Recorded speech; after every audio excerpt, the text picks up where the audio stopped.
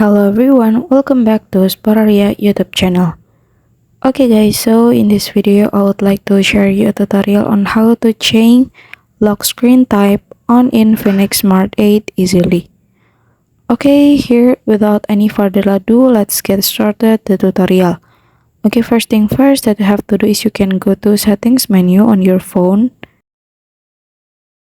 And then here you can scroll down a little bit.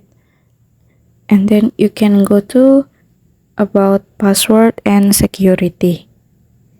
And here the lock screen password is numeric password guys. So I will confirm first my numeric password and then I will change it into slide to unlock.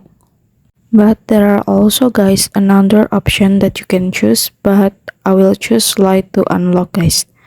Okay, now we try it together and then I will slide and yeah, the lock screen open it.